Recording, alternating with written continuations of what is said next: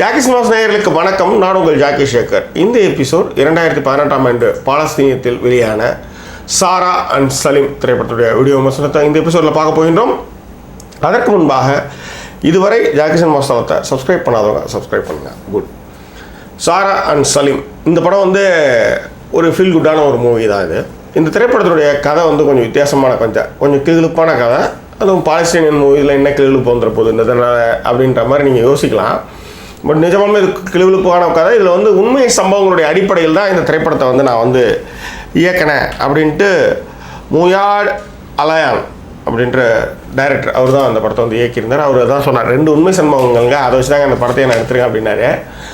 இந்த படத்தினுடைய கதை ரொம்ப இன்ட்ரெஸ்டிங்கான கதை. ஏன்னா பாலஸ்தீனியன் ஆள் வந்து சலீம், இஸ்ரேல் லேடி வந்து சாராவுக்கு கல்யாணம் ஆகிடுச்சு. ஒரு பொம்பளை குழந்தை இருக்குது. அவங்க ஒரு காஃபி ஷாப் வச்சு ரன் பண்ணிகிட்ருக்காங்க ஆக்சுவலி. அதே மாதிரி பார்த்திங்கன்னா அவங்க ஹஸ்பண்ட் வந்து ஒரு போலீஸ் ஆஃபீஸர். இந்தாண்ட பார்த்தா சலீமுக்கும் வந்து ஒரு காதல் மனைவி கல்யாணம் ஆகிடுச்சு. இப்படி இருக்குது கதை. சலீமுக்கு வந்து வேலை என்னன்னு பார்த்தீங்கன்னா மருந்துகளை வந்து கடைகளுக்கு போய் டெலிவரி பண்ணுறது தான் அவங்களுக்கு வேலை. காலையில் போனீங்கன்னா கார் சாவி கொடுத்துருவாங்க, அதில் டெலிவரி பொருள் ஏற்றிடுவாங்க, அட்ரஸ் கொடுத்துருவாங்க, அங்கங்கே போய் டெலிவரி பண்ணணும். ஸோ இவங்க எங்கன்னா ஜெருசலம், பெத்லஹேம் இங்கெல்லாம் போய் அதை வந்து டெலிவரி பண்ணிட்டு வருவாங்க. இதில் என்னென்னா இந்த காஃபி ஷாப்பில் இவர் வந்து இந்த டெலிவரி பண்ணுறப்ப அந்த அம்மா சாராவோட இவருக்கு வந்து ஜலபுல ஜங்ஸ் ஆகிடுதுன்னு வச்சாங்களேன்.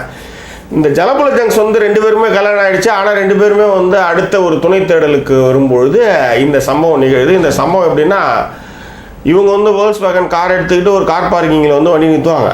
அந்த இடத்துல ஏற்கனவே இவருடைய வேன் வந்து நிற்கும். ஏன்னா டெலிவரி வேனில் பின்னாடி பக்கம் காலியாக இருக்கும். அந்த இடத்துல ஒரு பெட்ஷீட்டு பெட்லாம் போட்டு ரெடியாக வச்சுருப்பாரு. இந்த அம்மா பின்னாடி வந்து கதவு திறந்து வந்தாங்கன்னா அப்புறம் ஜலபுல ஜங்ஸ் தான்.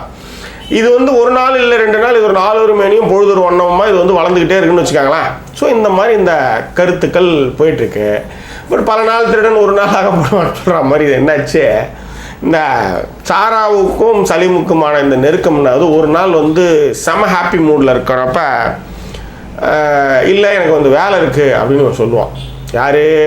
நம்ம சலீம் சொல்லுவான், அம்மா எனக்கு வேலை இருக்குது, நைட்டு ஒரு 11 நான் வரதுக்குண்ணா. ஏய் நீ வருவ அப்படின்ட்டு தான் நான் வந்தேன். இதை நீ முன்னாடியே சொல்லியிருந்தா நான் வந்திருக்க மாட்டேன். என் புருஷன் வேறு வெளியூர் போயிருக்கான். நீ இப்போ வந்து என்னை விட்டுட்டு போனால் என்ன அர்த்தம்? சரி நம்ம இன்னொரு நாள் பார்க்கலாம், நான் கிளம்பிடுவா.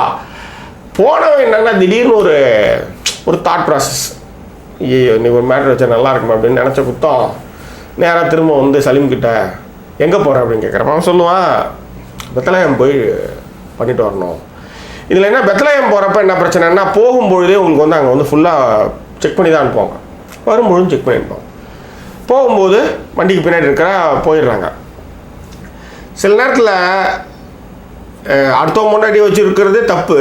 அதில் அடுத்தவங்க முன்னாடி இன்னொரு சைட் அடிக்கிறது நம்மளால் ஏற்றுக்க முடியாதுன்னு வச்சாங்களா. அந்த மாதிரியான ஒரு கொடுமை ஒன்று நடக்கும். இதில் என்னது, இந்த பார் ஒரு போவான், டெலிவரிலாம் பண்ணுவாங்க. டெலிவரி பண்ணிவிட்டும் வண்டியை கிளப்பிட்டு போகலான்றப்ப இவன் சொல்லுவான், சலீம் சொல்லுவான், வா சரக்கு அடிக்கலாம். ஏன்னா அந்த பொம்பளை தான் எல்லாத்தையும் செலவு பண்ணுவான். ஏன்னா அது கொஞ்சம் பாஷான கை. இவன் அண்ணனாங்கச்சு செலவு பண்ணுறேன் அப்படின்னு சொல்கிறப்ப இவன் என்ன சொல்லுவான், இன்றைக்கி வந்து பீர் அடிச்சுட்டு போகலாம் அப்படின்னு சொல்லுவான். இந்த பீர் அடிக்க போன குத்தம் இவங்க வாழ்க்கையில் மிகப்பெரிய பிரச்சனைகளை சந்திக்கிறாங்க.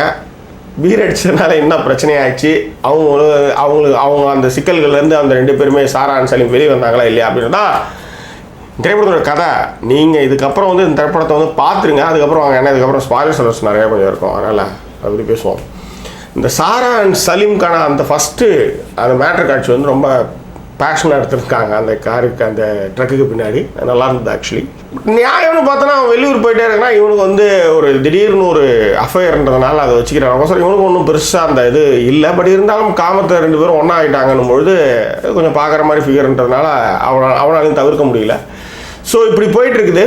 பட் அதில் என்ன மேட்ருன்னா, அந்த பெத்லஹேமில் பிரச்சனை ஆனதுமே அது வந்து போலீஸ் கேஸாக மாறிடுது. அப்புறம் அது உளவாளியாக மாறிடுது. அதுக்கப்புறம் இவனை வந்து கொடுத்து டார்ச்சர் பண்ணுறாங்க. அதுக்கப்புறம் வந்து இவன் பொண்டாட்டி வந்து இவனை சிறையில் வச்சுறாங்க, இவன் காப்பாற்றுறதுக்கு அலையிறாங்க. அதுக்கப்புறம் நிறைய பிரச்சனைகள்.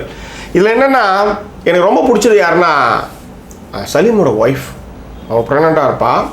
அவன் ரொம்ப காதலாக அவன் புருஷனை அணுகுவான். அவனுடைய அண்ணன் வந்து அவனுக்கு நிறைய ஹெல்ப்லாம் பண்ணுவான். பட் இருந்தாலும் வந்து காதலாக அவனை அணுகிறதும் சரி, ஒரு விஷயத்தை வந்து சொல்லிடலாம் அப்படின்னு போகும்பொழுது அங்கேயும் ஒரு குழந்தை இருக்குதுன்னு பார்த்ததுமே அவள் வந்து தவிச்சு போய் திரும்பி ஓடியாடுறதும் சரி. என்ன சொல்ல, நல்லதங்கள் கதையாக வந்து அவளும் வந்து எவ்வளோ ட்ரை பண்ணி போவா. அன்ஃபார்ச்சுனேட்லி அங்கே ஒரு அஃபேர் வந்து தன் புருஷனுக்கு இருக்குது அப்படின்னும் பொழுது அவனால் அதை ஏற்றுக்கவே முடியாது. பட் இந்த படத்தோட கிளைமேக்ஸ் வந்து அவ்வளோ அற்புதமாக இருக்கும். அதாவது என்ன சொல்கிறது, இருதலை கொல்லி எறும்புன்னு சொல்லலாம், திருடனுக்கு தேல் கொட்டினா மாதிரி சொல்லலாம், வாட் எவர் இட் இஸ்.